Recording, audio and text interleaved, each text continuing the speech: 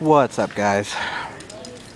I just got out of the Dark Knight Rises movie, and I thought I'd give a few of my thoughts on it while they're still in my mind, fresh. First of all, this ginormous thing. When I asked for a large soda and a large popcorn, I didn't know they meant this large. This is ginormous. And also, like, I could literally, like, stick my head in this bucket. And also, they cost, like, the movie ticket cost $6, and this popcorn and drink together cost me $10.50, or $10.15. So, yeah, that's batshit insane. Now, so like I said, just left, and I'm gonna give you my thoughts on it while they're fresh in my mind. There's probably gonna be spoilers in here, so you know, I'm not really sure how spoilerific I'm gonna get, but you know, if you haven't seen the movie, you might not want to watch this. So, you know, first thing I'm gonna address is some of the complaints that people, or not the complaints, but the fears people had about this movie. First of all, you can understand Bane just fine for the most part. A lot of people were worried that you wouldn't be able to understand him. I had no trouble at all, actually. Another thing is, I think Anna Hathaway did a fantastic job as Catwoman. I think she did an excellent job. I was very pleasantly surprised by her performance, although I was not one of her doubters. I always sort of thought that she'd do quite well, so I'm glad that I was proven right.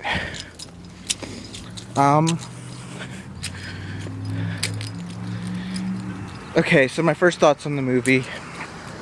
Was it as good as The Dark Knight? In my opinion, yes. Sorry. Popcorn stuck in my throat. But yes, it absolutely was as good as The Dark Knight. In fact, I'm going to go out here and I'm going to say that I liked Dark Knight Rises a little bit more.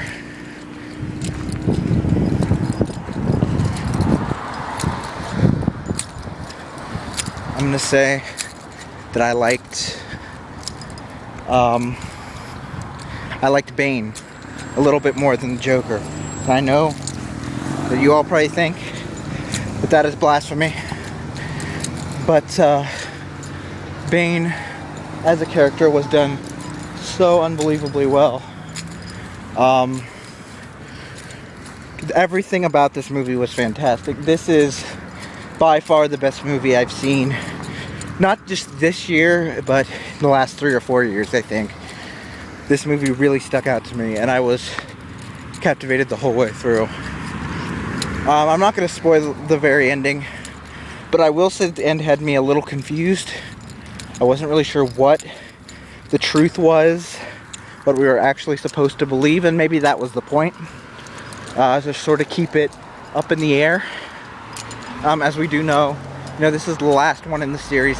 It's a trilogy, now it's over. Christopher Nolan is actually not a big fan of sequels altogether, so he wanted to end it. So maybe the point is we make up our own decision, or maybe there is a cut and dry ending and I just didn't really grasp it. That's always a possibility. But the thing is, Bane is really, really, you know, you really fear him in this movie, and he really seems absolutely pure evil. And then towards the end, they sort of flip things on you a bit. I'm not going to say how or any of that, but they actually, like, tug your heartstrings a bit, and it totally changes the game. You know, at the end there's just a complete 180-degree flip.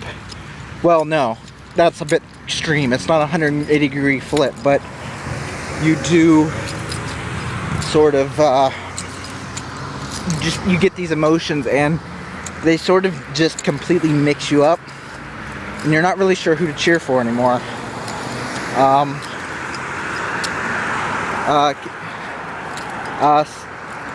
Anne Hathaway is Catwoman, like I said, fantastic. And she really she flips on you a lot, and you're not really sure who she's loyal to, and you're not really sure whose side she's going to end up on. And I think that's fantastic, because that's what Catwoman is. That's what Catwoman should be. That was always the case. And I was just really impressed with how she did it. A lot of people are saying that she didn't bring the, sexiness and the sexuality of the character.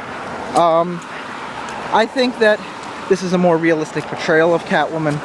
I'm certainly not going to say that she wasn't sexy, because she certainly was. That skin-tight black suit has never looked better. But it was really more about her as a person and why she did what she did and how she ended up.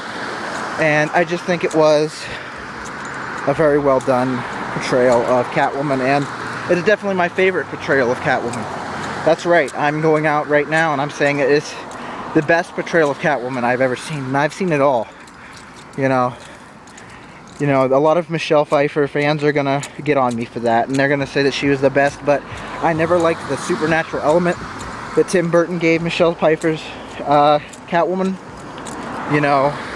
With the whole, she literally seemed to have like 9 lives, and I never really liked that. I always liked Batman because there was no real supernatural element to it. The superheroes and villains, it was all technology and skill, and it was about as realistic as superheroes get, which still isn't all that realistic, but and it was just, I just thought Anne Hathaway nailed it, and as I said, is definitely my favorite portrayal of her. Bane, we've never really seen a live-action Bane except for, Batman and Robin, but, I guess it pretty much goes without saying that it was better than that one, but pretty much anything would have been better than that one. I'm trying to think what else. Gary Oldman did obviously a fantastic job as Commissioner Gordon. Goes without saying.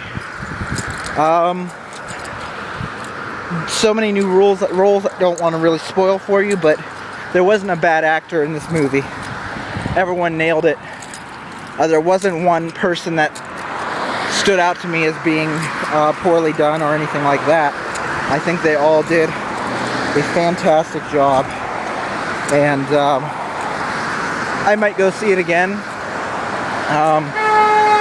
And I definitely enjoyed it the second time. I definitely recommend going and seeing it up on the theaters, in the theaters, at least once. Normally I don't do that. I usually wait for things to be out on DVD, but I definitely think I benefited from the ginormous screen, It really brought everything to life, and it brought the action scenes to life, and it brought the drama to life. And I would recommend that you do that. I would recommend that you go and see it. So, yeah, I mean, I definitely can't say enough how much I loved this movie. And I thought that it was very much worth the price. Now, the popcorn and the soda weren't worth double the money of the ticket, but such is life. And man, I am full right now. If I had known the popcorn was that huge, I wouldn't have bought it. I would have gotten a medium. I didn't realize how huge they were, but I paid $10.15 for the popcorn and the soda, so I'll be damned if I was going to waste it. Absolutely not. There was nothing, none of that was going in the garbage. If I had to make myself sick eating it, then I did so. So yeah, that's basically my thoughts, guys. I'm running on to 10 minutes here, so I've got to end it. I hope you enjoyed this video.